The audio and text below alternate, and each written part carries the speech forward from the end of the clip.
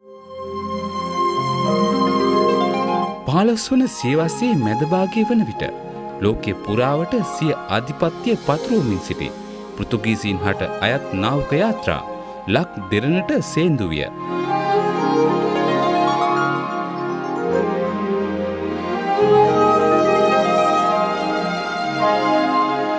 ස්වාභාවික සම්පත් වලින් පරිපූර්ණ එම ස්වර්ණමය දිවයිනේ ආධිපත්‍ය තමන් සතු කර ගන්නට පෘතුගීසීන් පිඹුරුපත් සකසන්නට විය.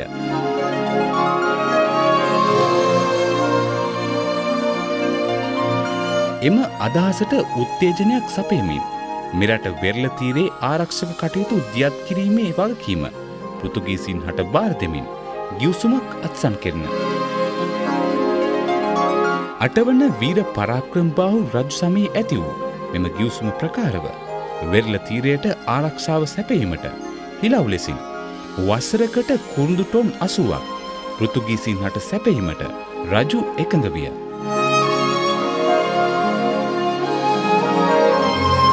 අටවන වීර පරාක්‍රමබාහු රජුගේ අභාවයත් සමග රටේ පාලනය අරාජික විය. එම අවස්ථාවෙන් උපරිම ප්‍රයෝජනගත් පෘතුගීසීන් උපක්‍රමශීලී ලෙසින් ලක්දෙරණේ බලය සියතට ගනිමින් තිබිණි.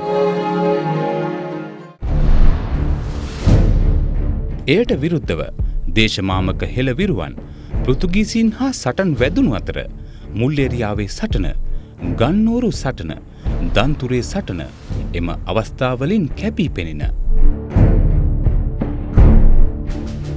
මේ අතරතුර කාලයේ ලෝකේ නාවක ශේෂ්ත්‍රයේ බලය තහවුරු කරගනිමින් සිටි ලන්දේසීන් හා සන්ධානගත වී ලක් දෙරණ තුළ පෘතුගීසි බලය අවසන් කරන්නට සිංහල රජුන් කටයුතු කළේය. ඒ සමගින් තවත් වරක් ලක් දෙරණ විදේශික ජාතියක ග්‍රහණයට හසු විය. ශ්‍රී ලංකාවේ භූමි ප්‍රමාණයෙන් 3/2 බලය තමන් සතු කර ගන්නට ලන්දේසීන් සමත් වූ අතර වසර 158ක කාලයක් ඔවුන්ගේ පාලනය පැවතින. 17 වන සියවසේ අගභාගය වන විට ලන්දේසීන්ගේ පාලනයට නතුව පැවති යටත් විජිත එකින් එක බිඳ වැටෙන්නට වූ අතර ඉංග්‍රීසීන්ගේ පාලනය ලෝපුරා පැතිරෙන්නට විය. එම බලපෑමෙන් මිදී සිටීමට ලක් දෙරණටද නොහැකි විය. ශ්‍රී ලංකාවට ගොඩ බැස දශක 2ක් වැනි කෙටි කාලයක් ඇතුළත සමස්ත ශ්‍රී ලංකාවේම බලය තහවුරු කර ගන්නට ඉංග්‍රීසීන් සමත් විය.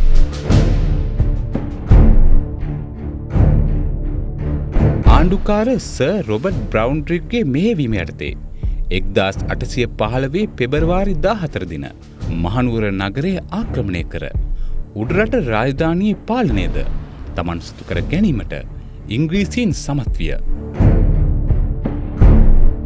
ඉන් අනතුරුව සිංහල රාජාවලියේ අවසන් රජු ලෙසට සැලකෙන ශ්‍රී වික්‍රම රාජසිංහ රජුද ඉංග්‍රීසීන්ගේ අත්අඩංගුවට පත්විය. 1815 මාර්තු 2 වන දින මහනුවර මකුල් මඩුවේදී ඉංග්‍රීසි ආණ්ඩුකාරවරයා සහ උඩරට ප්‍රධානීන් අතර උඩරට ගිවිසුම අත්සන් කෙරෙන. එමගින් ශ්‍රී ලංකාවේ බලය ඉංග්‍රීසීන් වෙත පැවරෙන. එහෙත් අවස්ථා කිහිපයකදී ඉංග්‍රීසි පාලනයට විරුද්ධව දේශප්‍රේමී ශ්‍රී ලාංකිකයන් සටන් කළේය. ඒ අතරින් 1818 වර්ෂයේ ඇති වූ වෙල්ලස්සේ මහා කැරැල්ලත් 1848 වර්ෂයේ මාතලේ සහ මහනුවර ප්‍රදේශයන් ආශ්‍රිතව හටගත් කැරලිකාරී තත්ත්වයන් කැපී පෙනෙන. මෙම සටන්වලදී මොන්රවිල කැප්පටිපොළ අධිකාරම, වීර පුරන්නප්පු, ගොංගාලේ ගොඩබණ්ඩා වැනි චරිත රට ජාතිය වෙනුවෙන් නායකත්වයේ සැපෙయ్య. ඉංග්‍රීසි පාලනයට එරෙහි ජන අරගල දිනෙන් දින ඉහළ යාමත් සමග සිංහල ජන සමාජයේ සිරිත් විරිත් විමසා බලා බ්‍රිතාන්‍ය පාලකයන් වෙතට වාර්තා කිරීම සඳහා 1829 වසරේ කෝල්බ්‍රුක් කොමිසම පත් කෙරෙන.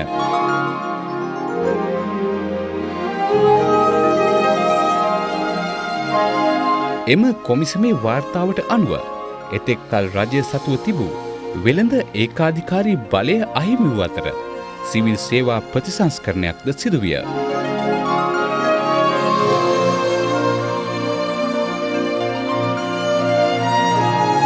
ලංකා රාජ්‍ය බ්‍රිතාන්‍ය පාලනයට නතුවීමත් සමග සිංහල බෞද්ධ සංස්කෘතියට දැඩි ලෙසින් ඍණාත්මක බලපෑම් එල්ලවිය.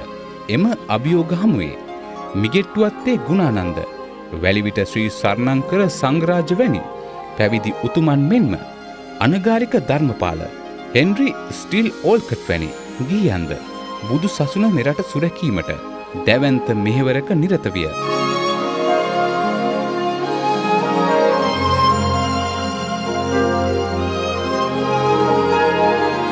1922 වසරේ අගභාග්‍ය වන විට ශ්‍රී ලංකා ජාතික සංගමය විසින් බ්‍රිතාන්‍ය ධජය යටතේ අභ්‍යන්තර පාලනයක් මෙරට ලබා දෙන ලෙසට ඉල්ලා සිටි අතර ලංකා කම්කරු සංගමය සර්වජන ඡන්ද බලය ඉල්ලා බ්‍රිතාන්‍ය පාලකයන්ට බලපෑම් කරමින් තිබිණි.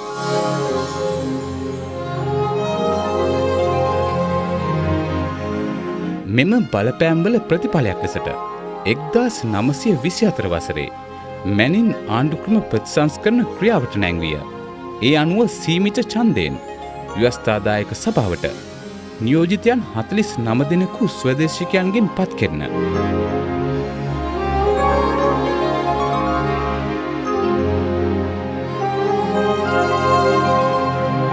එක්දාස් 931 වසරේ සිදු වූ ඩොනමෝර් ආණ්ඩුක්‍රම ව්‍යවස්ථා ප්‍රතිසංස්කරණ යටතේ ශ්‍රී ලාංකිකයන්ට සංරජන ඡන්ද බලය හිමිවිය. ඒ අනුව දේශපාලන පක්ෂ මෙරට බිහිවිය. ලංකා සමසමාජ පක්ෂය, ශ්‍රී ලංකා කොමියුනිස්ට් පක්ෂය ඒ අතර ප්‍රධාන විය.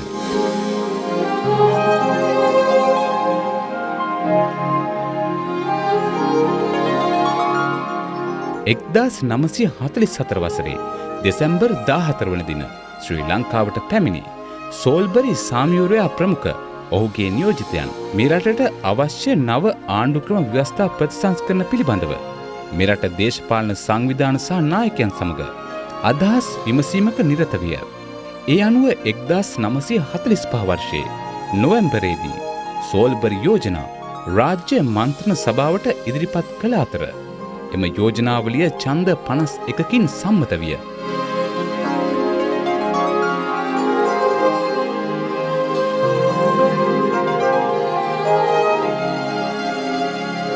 මෙලෙස ක්‍රමයෙන් ශ්‍රී ලංකාව තුළ ස්වදේශික පාලනයකට මග පිළියෙල වෙද්දී ශ්‍රී ලංකාවේ දේශපාලන වංශකතාවට නව යුගයක් උදා කරමින් එක්සත් ජාතික පක්ෂය පිහිටුවීමද සිදුවිය.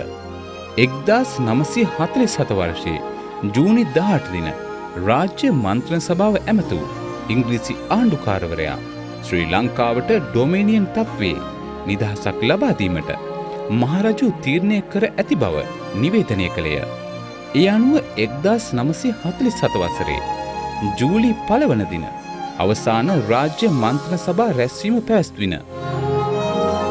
1947 වසරේ සැප්තැම්බර් 20 වන දින ශ්‍රී ලංකාවේ ප්‍රථම පාර්ලිමේන්තු මැතිවරණය පැවැත්වින.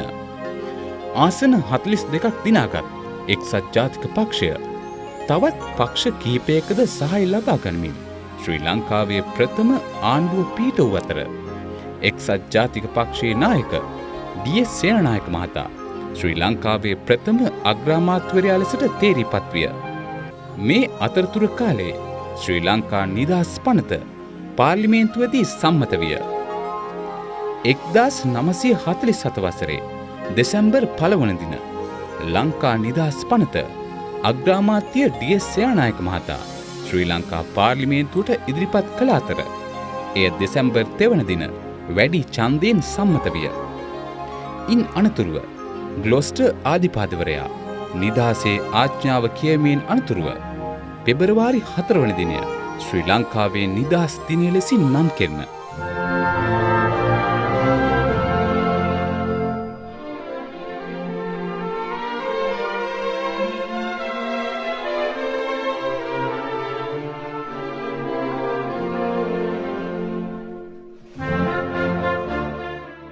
ඒ අනුව 1948 වසරේ පෙබරවාරි 4 වන දින ශ්‍රී ලංකාවේ ප්‍රථම නිදහස් සැමරුම සිදු විය.